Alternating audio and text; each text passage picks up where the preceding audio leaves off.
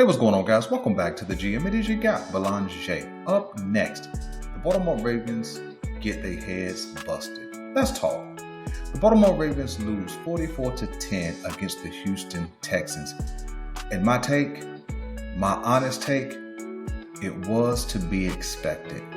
There was absolutely no way the Baltimore Ravens, who had not been able to protect Lamar Jackson, was going to be able to protect Cooper Rush with this level of pass rush, this level of defensive acumen.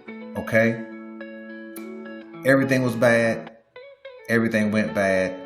And anything that you could imagine that could have gone wrong, went wrong.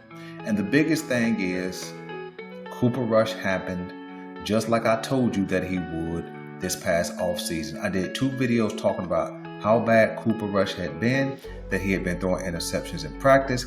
He gets into the preseason game and did what right on time? Threw an interception. What did he do today? Threw interceptions. Now, whether the interceptions was on him or not, that's not my debate. That's not my point. The point is, when a player shows you who they are, it is time to believe them. Flat out. Right? So Cooper Rush happened. Part of the game plan was do what? Run Derrick Henry. Oh, and let's activate Keaton Mitchell and let's run him too. And all systems were not go. In fact, all systems were a no-go. The Baltimore Ravens are a bad team. Their depth is talented but young. And this win that we dreamed up didn't happen. And so we're 1-4.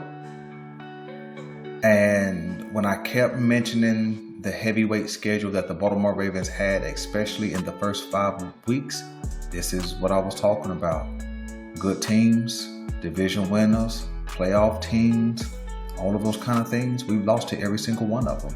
Buffalo, Detroit, Kansas City, Houston, and right on time, we have another playoff team next week that we're probably going to lose to. That's why I did the second video of this morning, where I said the best case scenario for the Baltimore Ravens is to go 0-2 so that we could really examine ourselves.